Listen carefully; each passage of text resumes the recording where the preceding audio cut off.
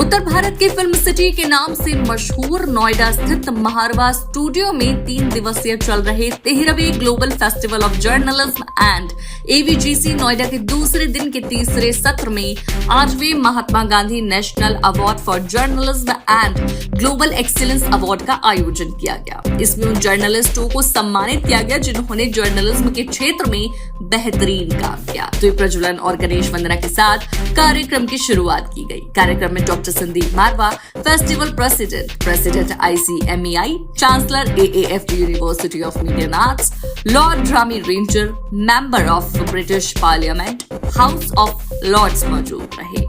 कार्यक्रम में उपस्थित सभी अतिथिगण का पुष्पगुच्छ भेंट कर स्वागत किया गया। Doctor Sandeep Marwah, festival president, ने कहा, आम जनता तक सभी तथ्यों के साथ सही खबर पहुंचाना पत्रकारों का काम है।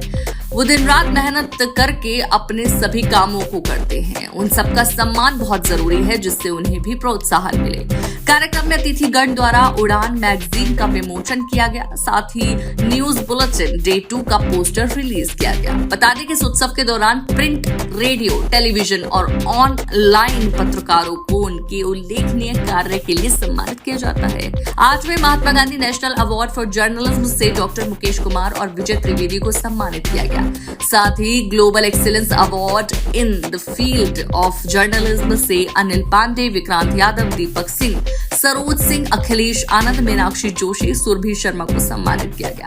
साथ ही अवार्डीज ने अपने विचारों को साझा भी किया। कार्यक्रम के दूसरे हॉल में प्रेम सिंह ढींगरा की लिखी किताब जर्नी ऑफ परफेक्शन का विमोचन किया गया। इसी दौरान कार्यक्रम में RJS के पॉजिटिव मीडिया कर्मियों का ग्लोबल फेस्टिवल ऑफ जर्नलिज्म में सम्मान किया गया। बता दें कि AAFT school of still photography students द्वारा आर्ट एग्जीबिशन का उद्घाटन संदीप मारवा और अतिथियों द्वारा किया गया। कार्यक्रम के अंत में सभी अतिथिगण को डॉक्टर संदीप मारवा द्वारा फेस्टिवल मोमेंटो देकर सम्मानित किया गया। मुझे बहुत खुशी है, आज हमारा 8वां Mahatma Gandhi national award for journalism कि आज यहाँ पर एक शानदार उसका एक इवेंट हुआ है जिसमें हम लोगों ने महात्मा गांधी नेशनल अवार्ड से लोगों को सम्मानित किया है और global excellence award for journalism के साथ भी सम्मानित किया है। ये अवार्ड देने का सबसे बड़ा तात्पर्य यही है कि जिन लोगों ने जर्नलिज्म के क्षेत्र में बेहतरीन काम किया है उन्हें आज यहाँ पर ऐसे जर्नलिज्म के फेस्टिवल में सम्मानित करने से अवार्ड की भी मान्यता आगे बढ़ी है और फेस्टिवल के अंदर भी एक नया जोश कायम हुआ है।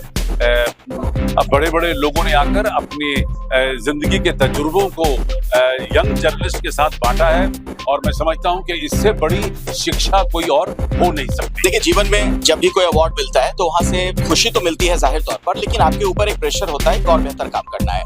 मैं अंदर ऑडिटोरियम में भी यही बात कह रहा था सभी लोगों से।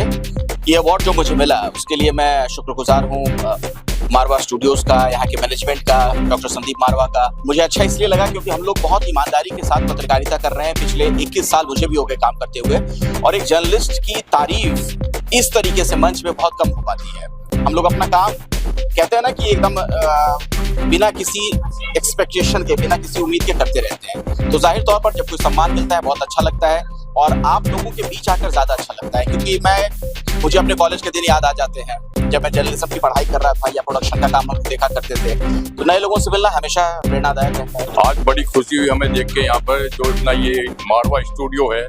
अब हमें लगा जो हमारे बच्चे हैं जो ये अपना जो यहाँ पे एक्टिंग का कोर्स हो रहा है, जर्नलिज्म का कोर्स हो रहा है और मैं आपके मीडिया वाले भाई को बताना चाहता हूँ हिंदुस्तान का जो टर्निंग पॉइंट है वो अटल बिहारी वाजपेयी के टाइम में शुरू हुआ था। उसमें मीडिया का सबसे बड़ा रोल मीडिया का था। अटल बिहारी के टाइम में हुआ था। 2003 में कनाडा में था तो एक चर्चा होती थी विदेशों के अंदर, कनाडा के अंदर जो मैं ओपन बैठते थे वहाँ के, तो इंडियन मूल के लोग क्या जो वहाँ के ब्रिटिशियन भी थे या कनाडियन भी थे, वो भी ये चर्चा होती थी कि हिंदुस्तान को बदलने में, हिंदुस्तान की तरक्की में मीडिया का बहुत बड़ा रोल है। जो मीडिया हर चीज को दिखा रहा है। अगर ओवरऑल देखें तो काफ़ी बदलाव आया है। अगर आप टेक्निकल तरीके से देखेंगे तो टेक्निकली हम बहुत रिच हुए हैं, आगे बढ़े हैं।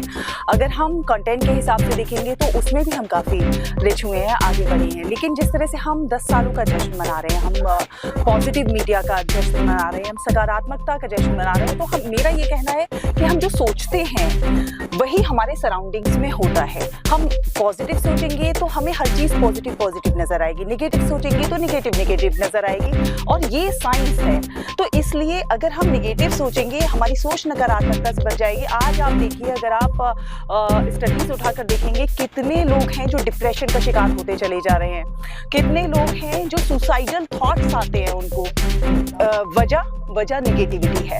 तो इस नेगेटिविटी को हटाएं और पॉजिटिविटी की तरफ जाएं। इसके लिए हम लोग भी बहुत सारे प्रयास कर सकते हैं। पॉजिटिव मीडिया 10 साल से जो काम कर रहा है, पहली बार मैं आया हूँ।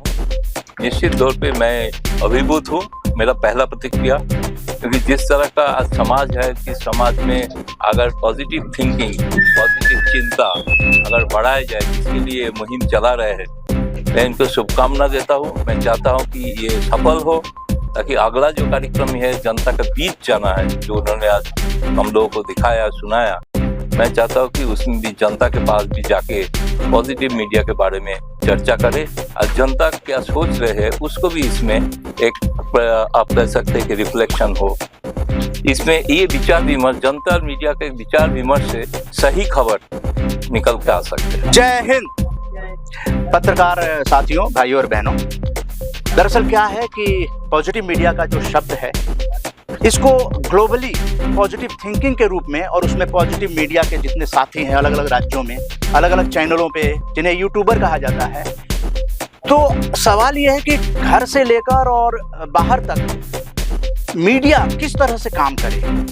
क्या सिर्फ पॉलिटिकल न्यूज को ही मीडिया कहा जाए? नहीं।